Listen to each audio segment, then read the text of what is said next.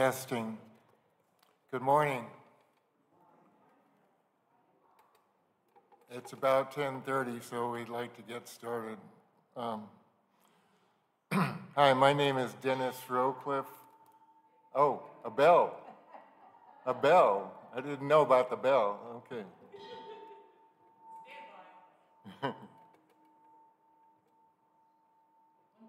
Okay. 3 bells.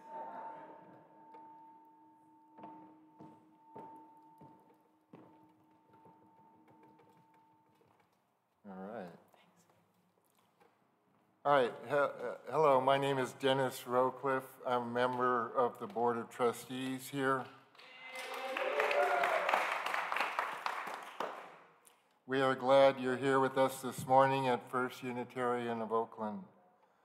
We strive to be an intentionally multi-generational, multiracial, multicultural, inclusive, and anti-oppressive religious community. You are welcome here.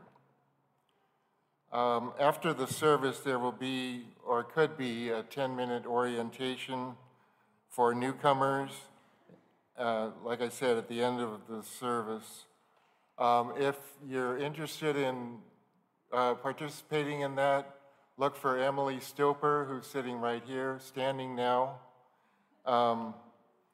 She will be happy to provide that orientation for anybody that wants it. Just meet her down here in front of the lectern. We also invite newcomers to fill out our online guest connection card. If you're with us today on Zoom, the link is provided in the chat. If you're here in person, the link and the QR code are on gray cards, hopefully, on a seat back near you. Filling out the online guest connection card enables us to help you explore what our community offers and to find ways to participate. A couple of brief announcements. One, check your email if you haven't already in the last 24 hours.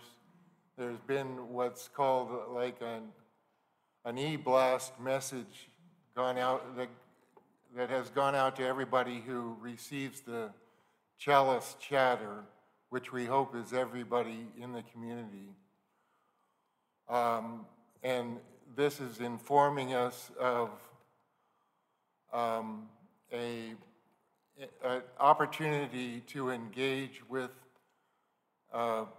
sort of a counseling support group called Hope for Us, conflict engagement group that is hoping to help us get through the difficult period we've had since our minister resigned about 8 months ago. And this opportunity is now for everybody. Hope for Us, the team has met with several people in the congregation. Now they're ready to meet with a much larger part of the community.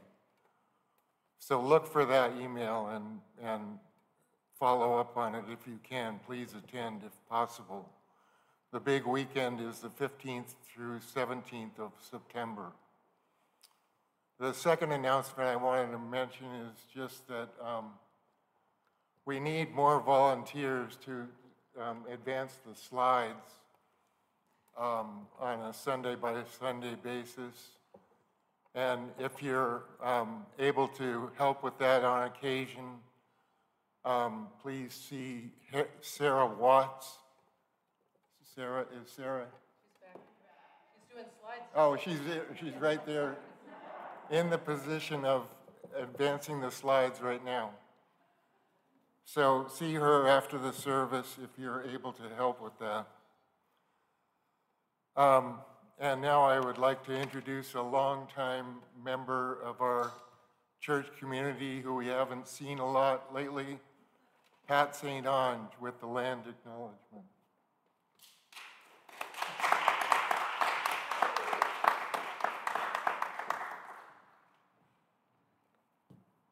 Thank you. So before we do the land acknowledgement, I wanted to say a little bit about it. So much is held within the land acknowledgement. It can be so much more than a popular thing to do. It seems everywhere we go these days, there's a land acknowledgement. It can help situate us in a particular place in a particular time. Acknowledging the original people of a place invites us into love and gratitude for them. They came before us and they've been holding this place since time immemorial.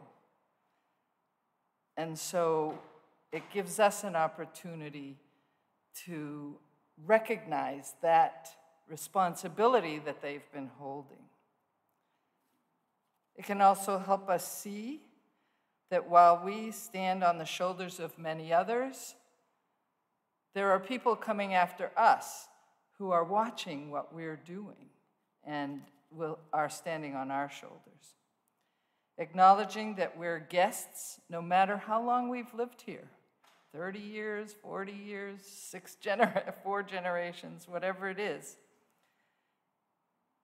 It reminds us that the land is alive and that we are part of a community that extends beyond this one in time and space.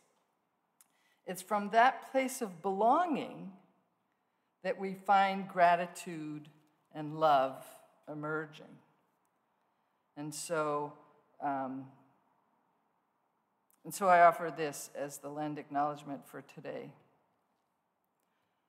Onska ondi dewa wenoni nengwanigura, tanonte tinu werado ne yatistonha ohunja.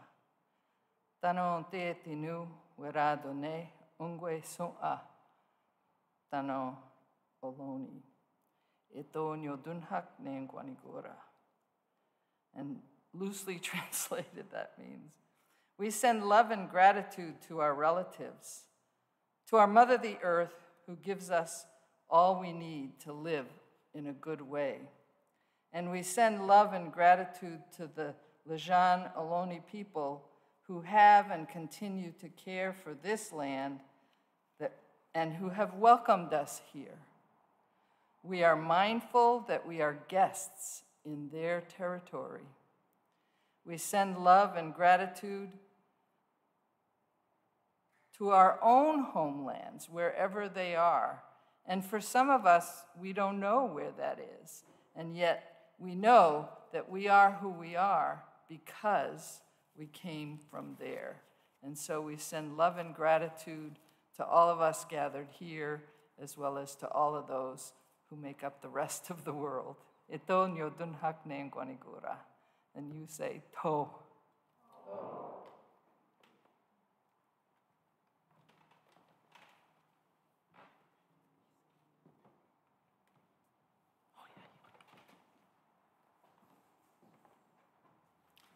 So now we do the chalice lighting, and if you know the words and the hand motions, feel free to do them with me. So we light this chalice, symbol of Unitarian Universalism. May it remind us of the divine spark in all creation, the power of love to heal what is broken, life's blessings each day. Amen.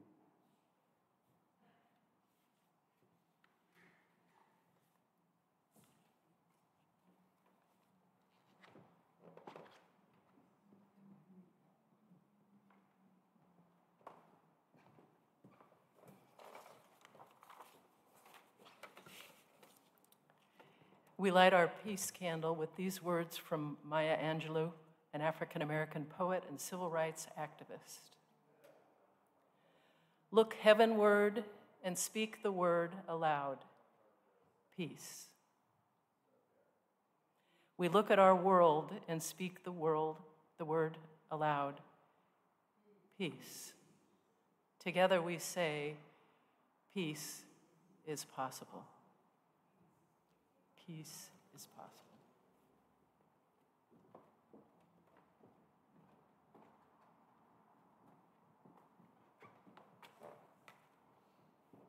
And we light our Black Lives Matter candle with the words of Peggy McIntosh, white American feminist, anti-racist activist, and scholar, from her article, White Privilege, Unpacking the Invisible Knapsack, published in 1989. In my class and place, I did not see myself as racist because I was taught to recognize racism only in individual acts of meanness by members of my group, never in invisible systems conferring unsought racial dominance on my group from birth. Together we say, Black Lives Matter. And finally, in one voice, the people say, come, let us worship together. And our opening hymn is number 128, For All That Is Our Life. If you want to rise, if you're willing and able, sing along.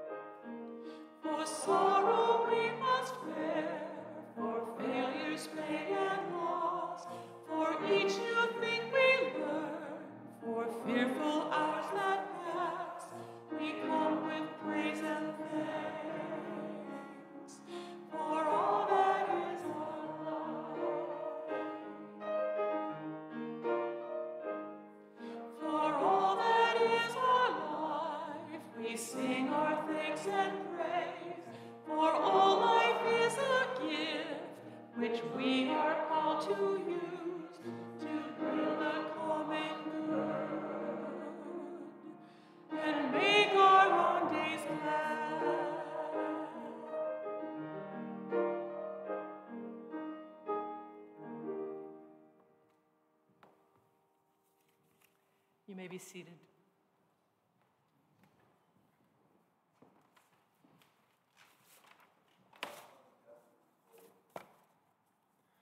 The Tigers and the Strawberry. The Buddha told this story. A man was walking across a field when he saw a tiger. He fled, but the tiger ran after him. Coming to the edge of a cliff, he spied the root of a wild vine. Grabbing onto it, he swung himself down over the edge, out of reach of the tiger. He was safe. The tiger came to the edge and sniffed at him from above. Trembling, the man looked down and saw another ferocious tiger prowling below. Only the thin vine held him. 2 mice scurried out of a nearby nest in the cliff and began gnawing at the vine. As they chewed, the man saw a luscious strawberry on a near ledge. Grasping the vine with one hand, he plucked the strawberry with the other. Ah, how sweet it tasted.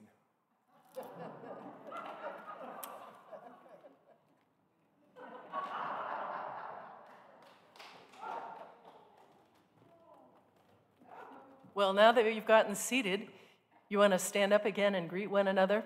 And I have some strawberries for you.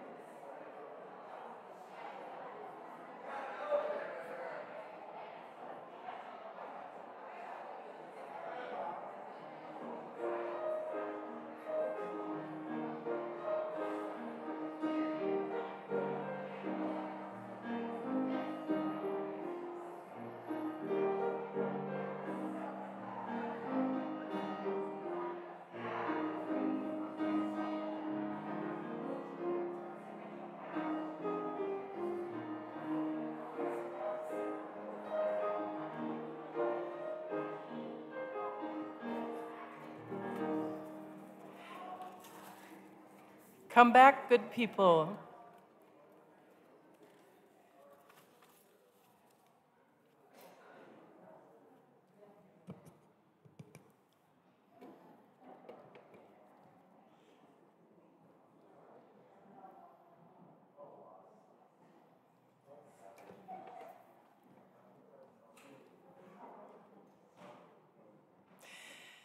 Tomorrow's Labor Day. Labor Day is rooted in the late 19th century when labor activists pushed for a federal holiday to recognize the many contributions workers have made to America's strength, prosperity, and well-being. Today's labor environment, with unions from Hollywood to Detroit challenging how workers are treated, is similar to the era in which Labor Day was born. Back in the 19th century, there were the Carnegies and the Rockefellers. Today we have the Musks and the Bezoses, Jeff Bezoses. Workers are striking to close the gap in pay between them and the billionaires, and all they want is to have some kind of dignity. So as we gather together on this Sunday before Labor Day, all are worthy, all are welcome, and at the sound of the bell, I invite you to speak out loud what is in your heart, whether it be celebration or concern, joy or sorrow.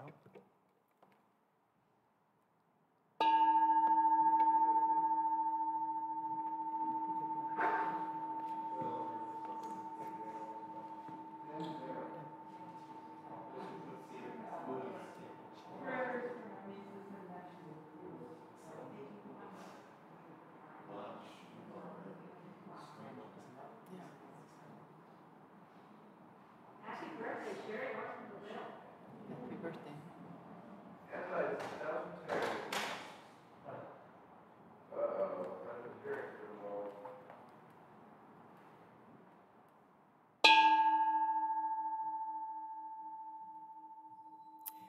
For all that's been spoken out loud, and there may be some things that are too tender that you hold in the sanctuary of your heart, maybe it be held in the loving embrace of this community, and together we say, we hold them in our care. And now if you'll join me for a moment of centering silence, followed by a pastoral prayer.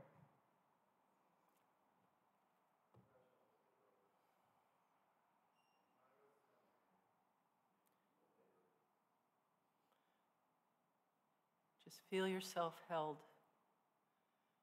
by our Mother Earth.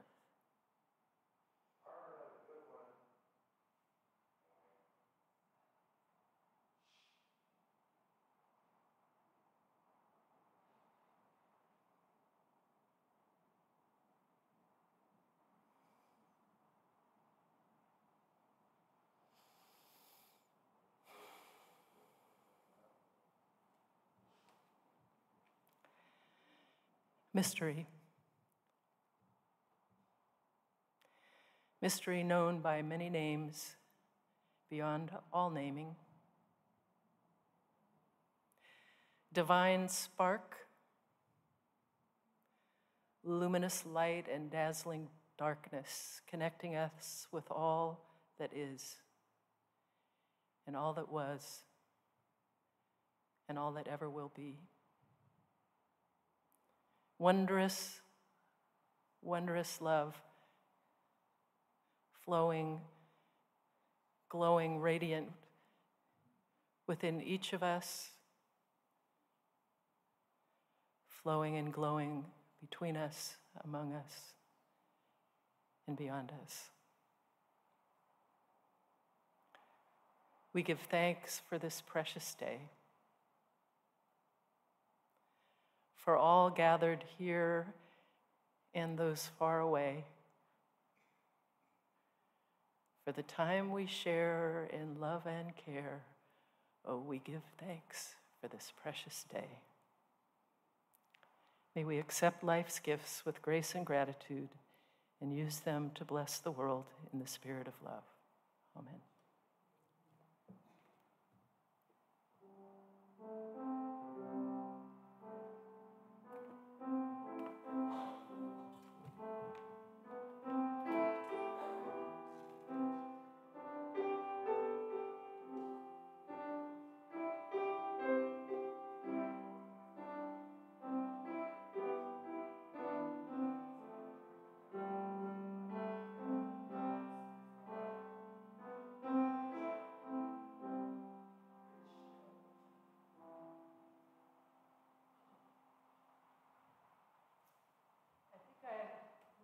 A fool from my father.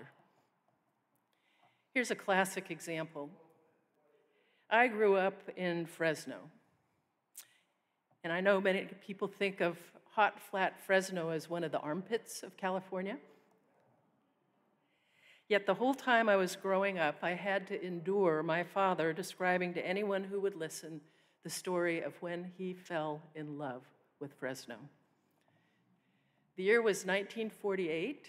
He had just graduated from law school in Los Angeles, married my mother, and they decided that they wanted to find a place where they could raise a family, put down roots, raise a family. So my father drove from LA north on Highway 99, and he describes that when he saw Fresno, he was overcome with amazement at its beauty. The valley floor was lush. This was spring. The valley floor was lush with wildflowers. There were lupins and poppies. The fruit trees were fragrant and in bloom. And there, as he was driving east into town, uprose the Sierra Nevada mountain range, the horizon shimmering with clouds in the sky, the snow still capping the mountain peaks. And in his heart, he knew that this is where he wanted to bring his bride, and that this is where he wanted to put down roots and raise the family that they hoped to have. So when I was a teenager and I heard my dad going on rapturously about how beautiful Fresno was, I was so embarrassed. You know, I knew how people viewed Fresno, and he just sounded kind of ridiculous talking about how beautiful Fresno was.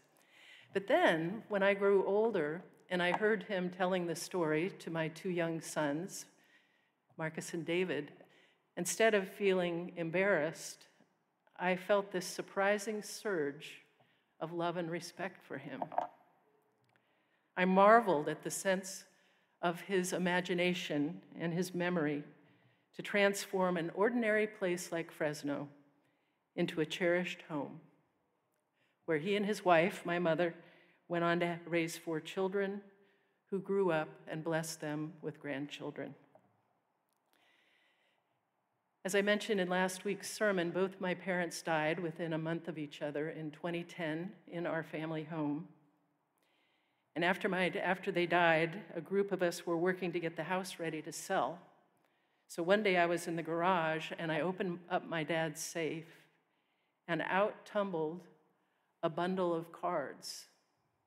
And when I saw what they were, I burst into tears. Because what they were is that my dad had saved every single Valentine and anniversary card that my mother had ever given him. He thought my mother was the most beautiful woman in the whole world. And they were married for 62 years before they died. And so tell me, what do you think? Was my father a fool? Standing on the edge of a cliff with a rose in his hand, looking up, naively dreaming about the life that he could build with the most beautiful woman in the world as his wife? Or was he a magician? The infinity symbol above his head, holding a wand in his right hand, raised towards heaven, his left hand pointing to earth, which was a garden of roses and lilies in front of him, with the skill and power to create heaven on earth. So, was my father the fool? Or was he a magician? I think of Mary Oliver's poem, When Death Comes. When it's over, I want to say that all my life, I was a bride married to amazement. I was the bridegroom taking the world into my arms.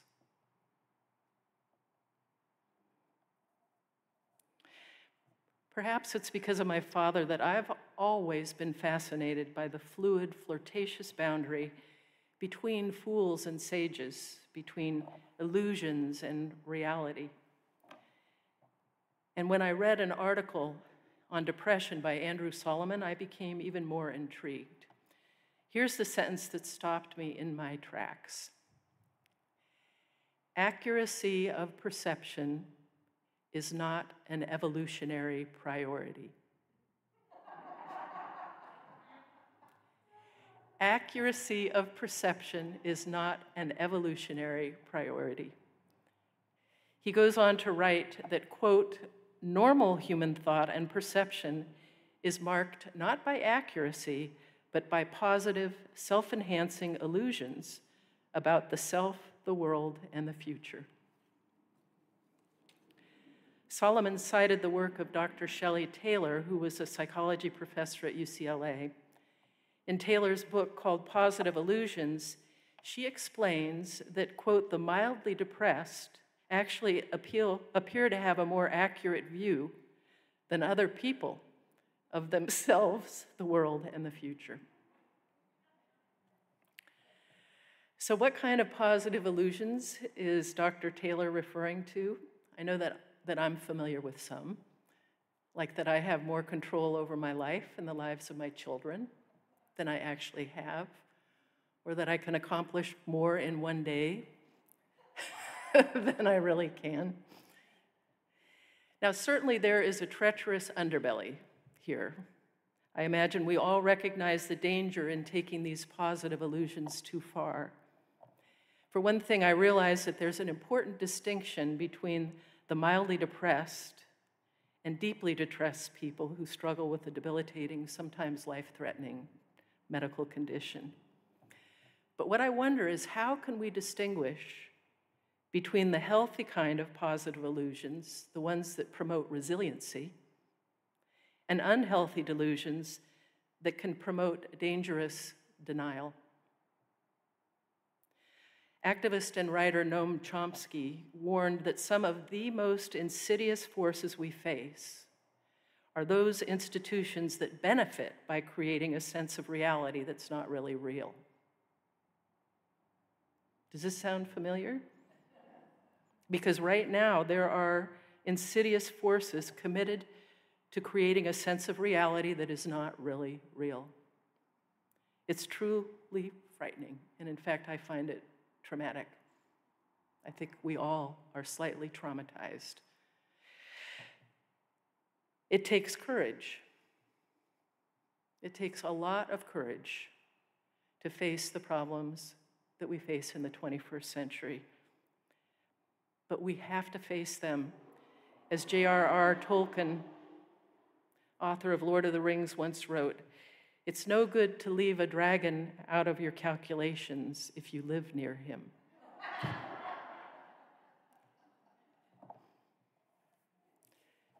We know about the dragons.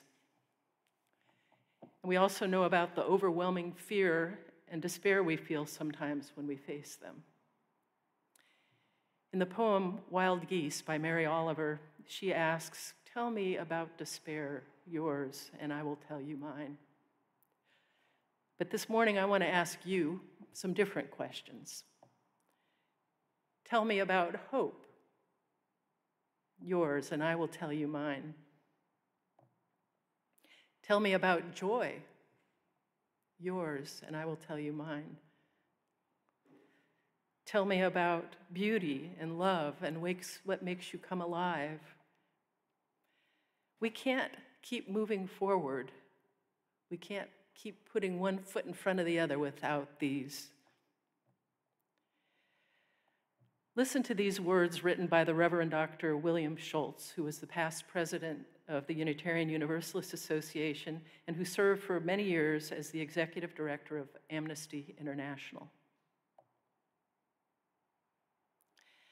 How can any of us doubt the magnificence of a world that contains luscious pears and endless seas, and jazz by Duke Ellington, and paintings by Georgia O'Keeffe? But to savor that magnificence, we need resources to buy the pear. We need time to visit the sea. As basketball player Moses Malone so aptly put it, if you don't got the ball, you sure can't shoot it. Religion's job, Schultz writes, is both to signal the gifts and to help everyone have a part in the unwrapping. Author E.B. White described arising each morning torn between the desire to improve the world and a desire to enjoy the world, to serve or to savor. And I believe that to serve the world, we must take time to savor the world, to be restored and sustained by its beauty. For me, it's not either or, it's both and. So yes, we continue our work for peace, anti-racism, voting rights, immigration, climate change, LGBTQ rights, education, healthcare, an end to hunger and homelessness. The list goes on and on. And as we persevere, let us not forget to cultivate our own happiness like a beautiful garden. Taking time to taste the sweet juice of the luscious pears and the street's strawberries. To feel the rhythm of jazz and the rhythmic waves of the endless sea. So these times in our personal lives, and these times in our congregation, and these times in our country and in our world, these times call for healing. Professionals working with pain and trauma are discovering the effectiveness of a healing-centered approach, viewing trauma not simply as an individual isolated experience, but rather highlighting the way in which trauma and healing are experienced collectively. This is part of an emerging field of positive psychology that offers insights into trauma-informed care. There is a growing recognition about how important it is to strengthen the roots of well-being, of happiness, when working with trauma. As Reverend Leslie Takahashi spoke about in her sermon at Reverend Micah Ma's ordination a few weeks ago, to heal, it is important that care be both trauma-informed and joy-informed. So if joy and well-being are so important to healing and care, how does one go about cultivating these qualities in our lives? In Positive Illusions, Dr. Taylor points out that Rodgers and Hammerstein's songs give us some ideas. Whistling a happy tune, thinking about one's favorite things, raindrops on roses and whiskers on kittens. And believe it or not, psychologists have used similar techniques. Taylor explains that psychologists have followed the example of Peter Pan, who taught the Darling children, Wendy, Michael, and John, how to fly. Peter Pan told them, think happy thoughts. And apparently, there have been some studies by psychologists in which they led the participants to think happy thoughts, to concentrate on pleasant experiences.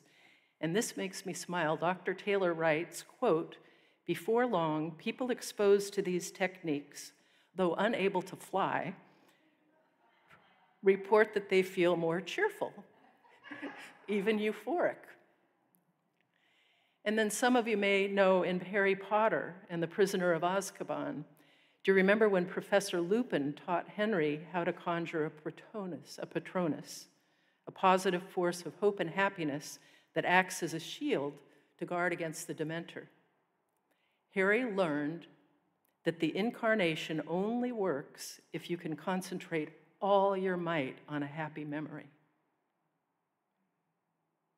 Professor Lupin's incantation reminds me of my wizard father, who used his advanced magic to remember again and again his moment of amazement, his happy memory of falling in love with Fresno.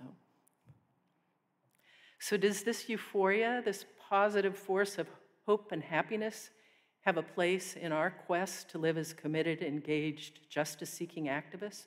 What if it's all endorphins? You know what?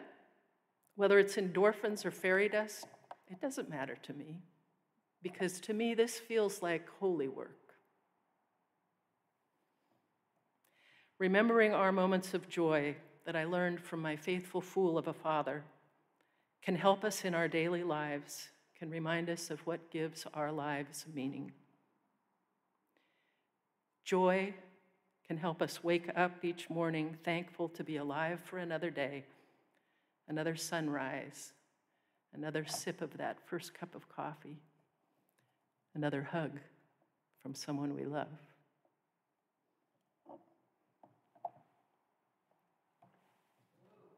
One of the ways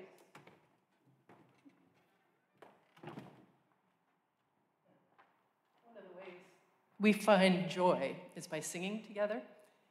And so in closing for my sermon, I would like us to sing a song by the local vocal activist Melanie DeMore.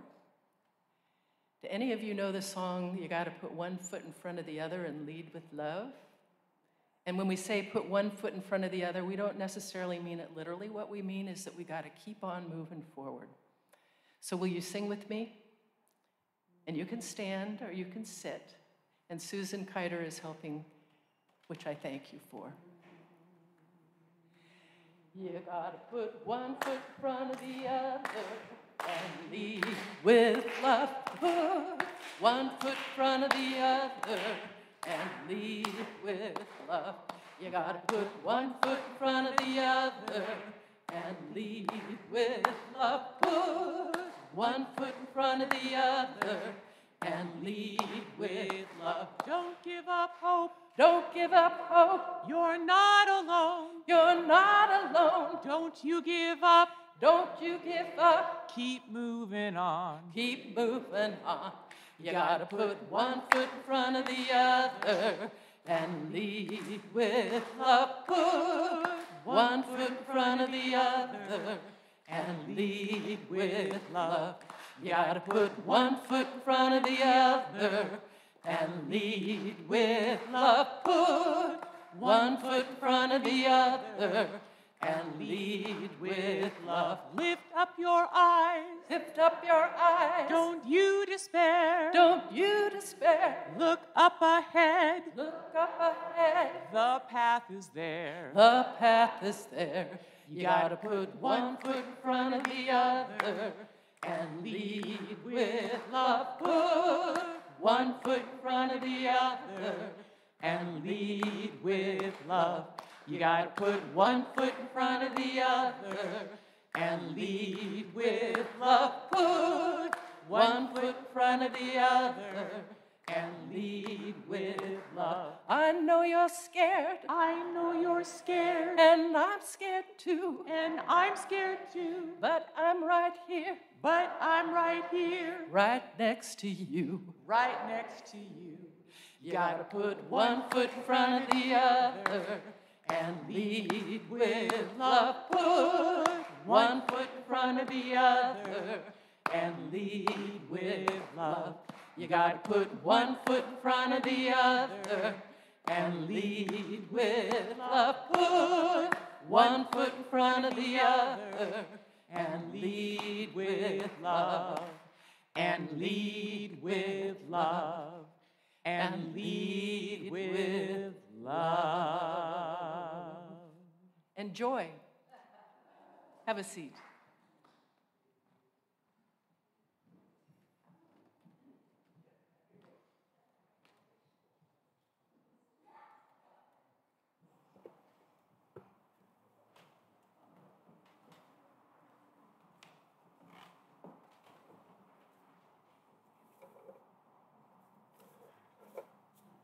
So now is the time in the service where we consider how much this church means to us and what it means to give generously to it. I recall after a service in early July, an older woman on a bicycle stopped by. She entered the building and asked a few people for money. No one told her to leave, and at least one person obliged, opening her purse and handing her $20. She then turned to me and asked if she could visit the sanctuary. We went into the sanctuary and sat in a back row. She asked if we could pray together. I listened as she addressed God.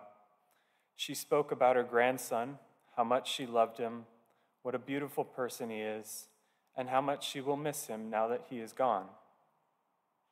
We sat in silence for a while, just breathing as the gentle light came through the stained glass windows. She told me to go to the beach and find happiness. We thanked each other, and after walking out of the sanctuary and having a coffee, we said goodbye, and she left on her bicycle. I value this church because it's a community of people who aren't indifferent to the pain or suffering of others or in ourselves, and who work together to do what we can to bring positive change for each other and for our community here in Oakland. I value the worship services that we share and the personal and political histories that we bring to them as we seek to advance social justice. That is why I come to church. And now, will the ushers please come forward?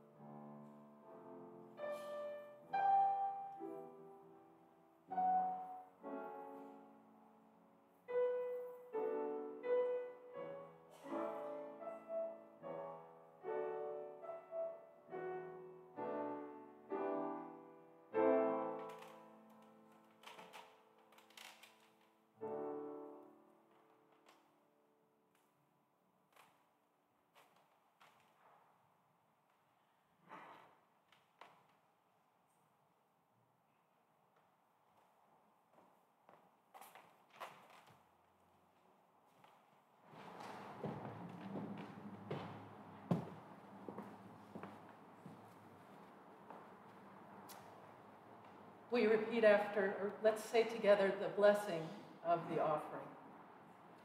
To the work of the church, which is weaving a tapestry of love we call community, we dedicate ourselves and these our offerings.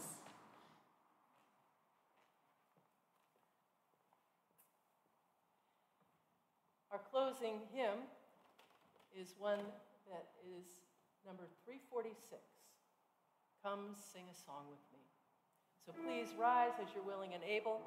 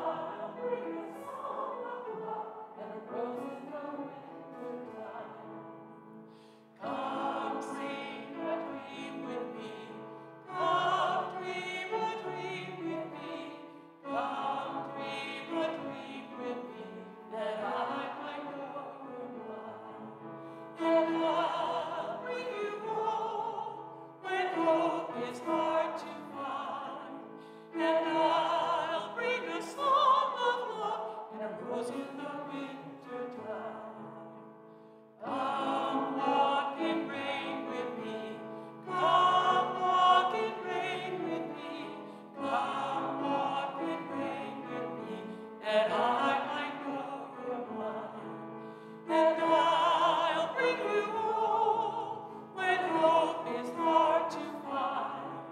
And I'll bring a song of love and a rose in the winter time. Come share a rose with me. Come share a rose with me. Come share a rose with me, and I know you're mine. And I'll bring you home when hope is hard to find. And I'll bring a song of love and a rose in the winter time.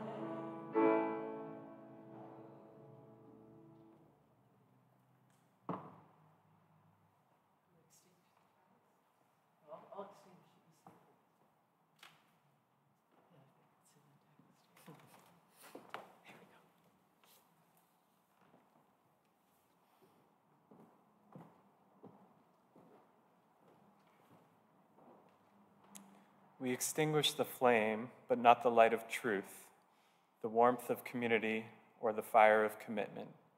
These we carry in our hearts until we are together again.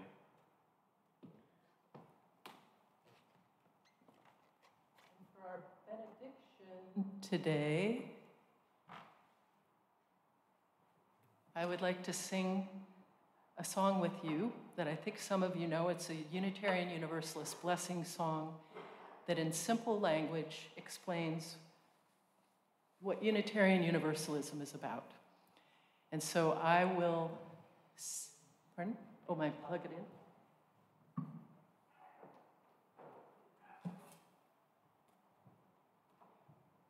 I'll sing in the first verse, it's a blessing you were born, and would you please sing back to me, it's a blessing I was born. And then the second time through, I'll sing it's a blessing we were born, and you sing back, it's a blessing we were born.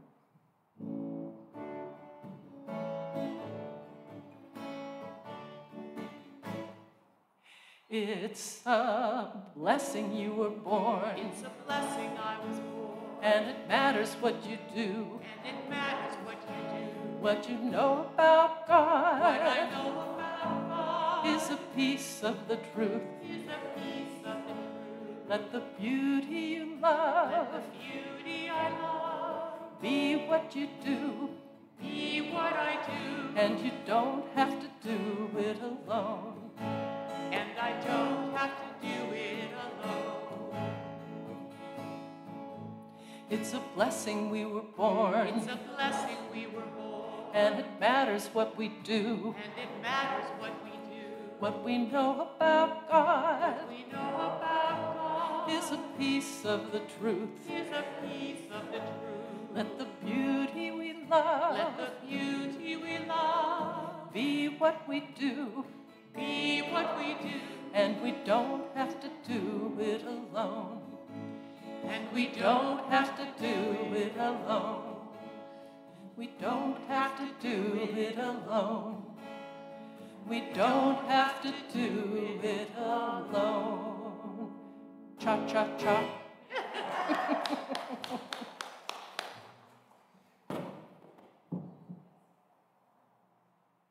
So thank you everyone for coming.